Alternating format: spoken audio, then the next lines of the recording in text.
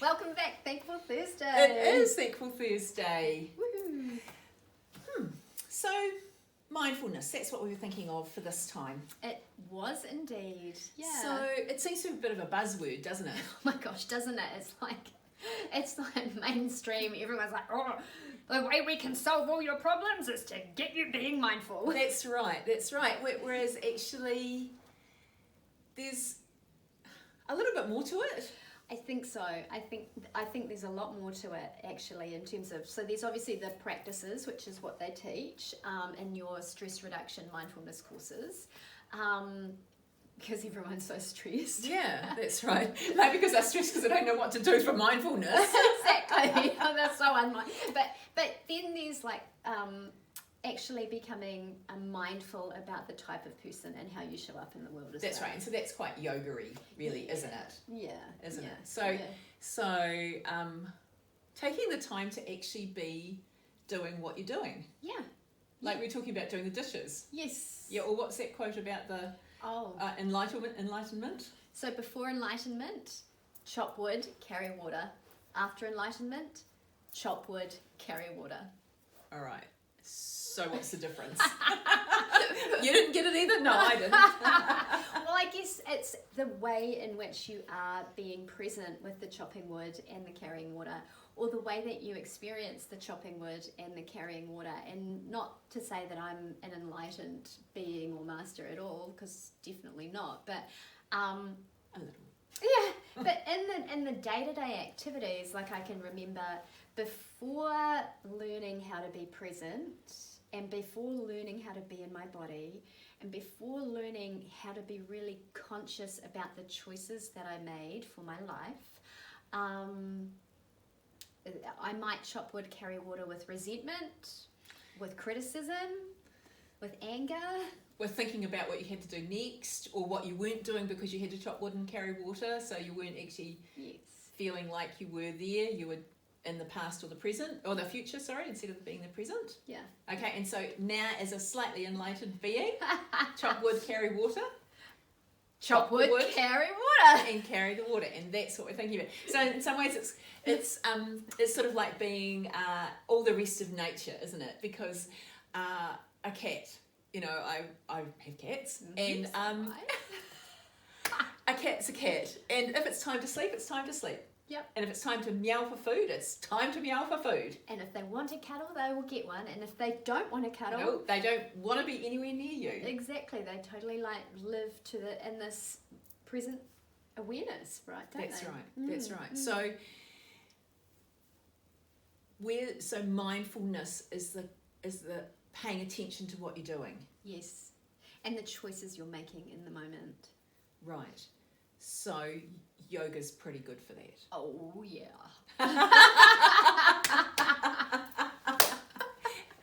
Yoga is pretty good for mindfulness. I mean, how many times have you been to a class or even taken a class when you go, oh my God, that's a really fast 60 minutes? Yeah. Oh, all the time. You know, because what we're doing is when you're on the mat practicing the moves, the asana, you really are just spending all your time focused on what you're doing right then.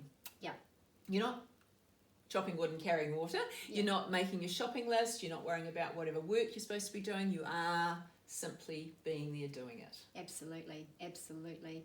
And doing it with, depending on the way that it's taught, but doing it with a consciousness of awareness where you are looking to really embody those higher self qualities in the experience, right? So it's like let go of the resentment, because you can still practice yoga feeling resentful. Yeah, true. And or open your heart. Yeah. Feel the movement of your breath and your body. Yeah.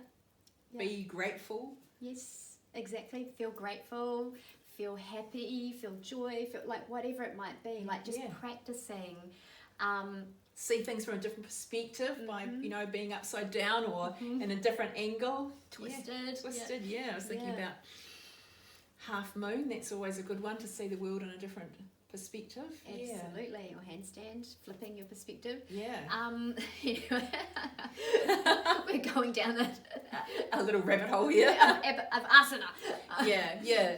So you really take so these days, with everybody thinking that, you're going to be doing mindfulness for this, that, and the next thing, really the idea is quite ancient, really, isn't it? If you think about all the practices in yoga, because there's the opportunity to be silent and meditate.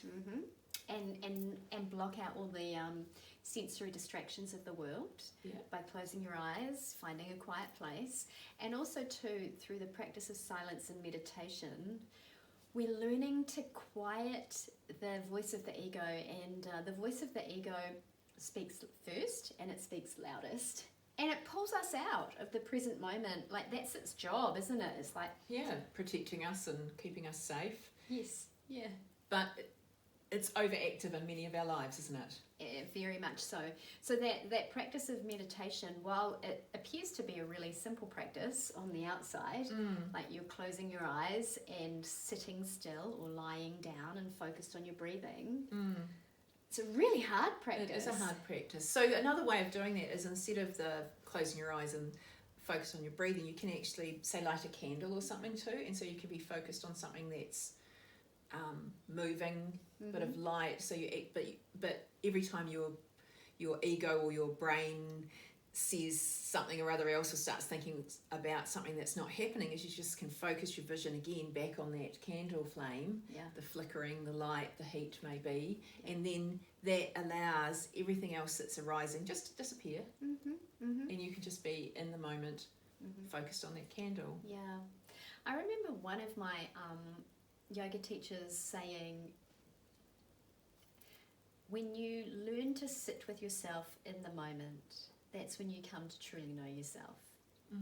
And I think that that's the practice of mindfulness, is when you pay attention and you are actually really with yourself, and you notice that you're feeling stressed, or you notice that you're feeling anxious, and rather than distracting yourself or letting your mind kind of kick in and take you down the rabbit hole of getting even more stressed or more anxious or more whatever it might be, like allowing it to sit and feel it. And like you said, after a certain amount of sitting and feeling, and it could be 3 minutes, it could be 3 hours or 3 weeks or 3 years, and I'm not saying you would sit for 3 years, but you keep coming back to the practice, it dissipates. And it's all of that energy that pulls you out of your lived experience now, that pulls you into the stress of modern day living. Yeah. So I started a meditation practice, a mindfulness practice, to give myself some pain relief when I had hip joint issues, so that actually being if you've ever lived in pain, it feels like your whole body's in pain and everything you do is painful and the whole world is pain, and that's all you can focus on. But actually the opportunity to sit quietly, and I used an app to help focus me, so there was sort of like a guide to tell me what I could think about as I was going through, so it took me a while to build up to the absolute silence. And that was such a relief, because even if it was only for the first 10, for those 10 minutes when I was doing it to start with, I had a 10-minute break from being in pain. So that the mindfulness practice of a meditation was physically relieving to me. So we're not just talking about in the brain, we're actually, it has benefits for your body as well. Absolutely. And physical pain and emotional pain are the same. So you might not have sore hips, but you might have a sore heart. And you will get relief from it.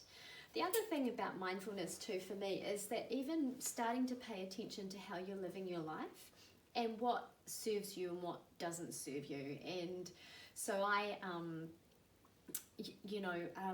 when at the beginning I paid attention to the foods that I ate, right?